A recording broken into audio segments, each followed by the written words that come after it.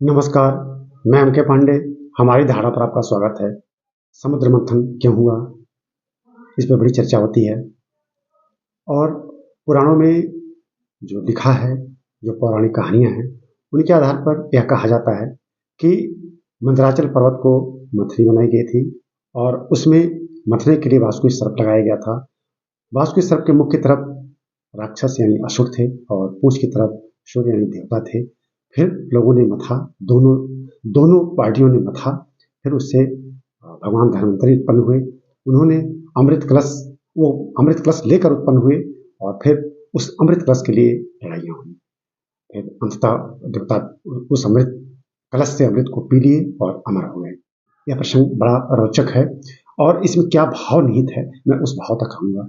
मैं एम के पांडे, हमारी धारणा पर आपका स्वागत है। अगर आपने अब तक हमारे चैनल को नहीं सब्सक्राइब किया है तो प्लीज़ आप कर लीजिएगा।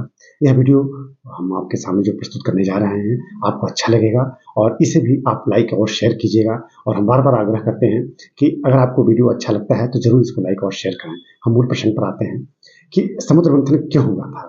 समुद्र मंथन, जैसा कि आपने अभी हमने स्वयं आपको संक्षेप में इसकी कहानी सुनाई, यह पौराणिक कथा है। अब इसका जो बैकग्राउंड बनता है, इसके पीछे की जो गाथा आती है वो ऐसे है कि एक बार दुर्वासा ऋषि स्वर्गलोक की तरफ जा रहे थे। भगवान इंद्र से मिलना था।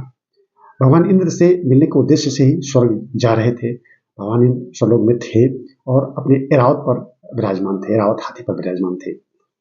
फिर दुर्वासा प्रसन्न हुए और उनके पास एक अद्भुत माला थी दुर्वासा ऋषि के पास। उस माला को उन्होंने इंद्र को दिया। इंद्र हाथी पर थे। इंद्र ने उस माला को धारण तो किया लेकिन स्वयं पहने नहीं, वरन उस माला को ऐरावत के सर पर लगा दिया। ऐरावत उस माला को अपने सूंड से नीचे उतार लिया और उसको जमीन पर फेंक दिया। यानी ऐरावत क्या उसकी महत्व को समझेगा। इस पर दुर्वासा ऋषि बहुत क्षुब्ध हुए और उन्होंने इंद्र को श्राप दे दिया कि आज से तुम्हारा तीनों लोक, तुम्हारा स्वर्ग सब कुछ स्त्रीहीन हो जाएगा और लक्ष्मीहीन हो जाओगे तुम सारे। इसके बाद तो अब उस महर्षि का श्राप तो लगना ही था। स्वर्गलोक पर में हाहाकार मच गया, सब कुछ सृजहीन हो गया। देवता, जो कहा जाता है कि देवता पराजित नहीं होते हैं, देवता के अंदर से वो बल भी समाप्त हो गया और लक्ष्मी तो चली ही गई। हाँ, अब यह बल किसको मिलने लगा? असुरों को मिलने लगा। वो श्रीयुक्त होने लगे और राक्षस यानी असुर जहां जहां थे देवताओं को खोज खोज कर उनका दमन करने लगे, मारने लगे। देवता घबरा गए। फिर सभी देवता मिलकर ब्रह्मा जी के पास गए। ब्रह्मा सारे देवताओं को लेकर नारायण के पास गए, लक्ष्मी नारायण।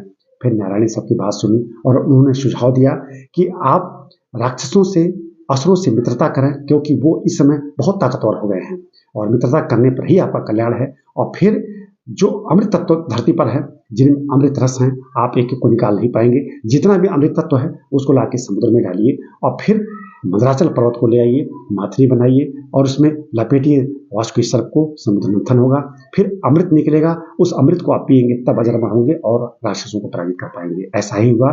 देवता राक्षसों से, असुरों से मित्रता किए। फिर दोनों मिलकर, तय तो यही हुआ था कि हम लोग आधा आधा बांट लेंगे। दोनों मिलकर धरती पर जितने भी, जहां भी इस तरह के की वस्तुएं थी जिनमें यह भाव था कि इसमें अमृत तत्व है, उनको लाके समुद्र में डाला गया और फिर मंदराचल पर्वत को माथनी बनाई गई, उसको वासुकी सर्प को लपेटा गया। फिर समुद्र मंथनी का काम शुरू हुआ और अंततः भगवान धन्वंतरि अमृत कलश लेकर प्रकट हुए वहां से। और इसके बाद उस अमृत कलश को लेकर दोनों पक्षों में झगड़ा हुआ। लेके असुर छीन लिए और लेके भागने लगे। अंततः भगवान विष्णु बीच में आए। उन्होंने मोहिनी का रूप धारण किया। फिर उनको, राक्षसों को, असुरों को वो अपने पक्ष में कर लिए और बड़ी चतुराई से उन्होंने उस अमृत कलश के अमृत को देवताओं को पिला दिया। अमृत देवता पिए, अजर अमर हो गए और एक इसके बाद कहानी पलट जाएगी। असुरों का चुर को वध किया गया और फिर देवता पुनः श्री को प्राप्त किए और पुनः उनको, उनकी जो दिव्यता भक्ता थी वो प्राप्त हुई। ये पौराणिक कहानी कही जाती है, लेकिन मूल भाव क्या है? मूल भाव ये कि हमारा जीवन ही समुद्र है। यह हमारा जीवन समुद्र रूपी जीवन है। इसमें बड़ी गहराई है और इसी में सारे भाव निहित हैं। इसी में गुण अवगुण, हमारे धर्म, हमारे कर्म, हमारे भाग, सब कुछ हमारे इस जीवन में ही निहित है। जब तक इस जीवन को हम मथेंगे नहीं, तब तक हमको असली तृप्त नहीं मिलेगा। जीवन जीने के लिए, जीवन का असली रस पाने के लिए इसे मथना पड़ता ही पड़ता है।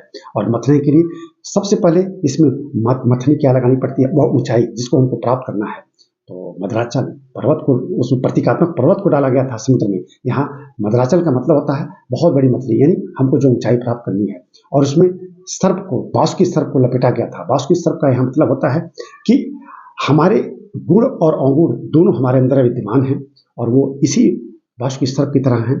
और उनको लपेटने के बाद जब हम मथेंगे तो हमारे गुण और अवगुण दोनों प्रकट होंगे। लेकिन अंततः इस समुद्र रूपी जीवन में हमको वह रस मिलेगा, असली अमृत रस मिलेगा जो हमको चाहिए इस जीवन में, और वह जीवन हमको प्राप्त करना चाहिए। और जब वो रस प्राप्त हो जाता है तो यह जीवन धन्य हो जाता है, हमारी यश कीर्ति पूरे संसार में फैलती है और हम उस दिव्यता भव्यता को प्राप्त करते हैं जो हमारे जीवन का लक्ष्य है। यही इस समुद्र मंथन का महात्म है। तो पढ़ने के बाद हमको यह गहराई महसूस हुई थी और हमें लगा कि यह वीडियो आपके सामने प्रस्तुत करना चाहिए। ये हमारा भाव है, हमने पौराणिक कथाएं पढ़ी और इसके बाद जो भाव आया आपके सामने हमने प्रकट किया। आप इसको एक एक शब्द सुनिएगा और अगर आपको अच्छा लगा तो इस वीडियो को लाइक और शेयर कीजिएगा। और हमारे चैनल को अगर आपने नहीं सब्सक्राइब किया है तो प्लीज़ आप सब्सक्राइब भी कर लीजिएगा। धन्यवाद।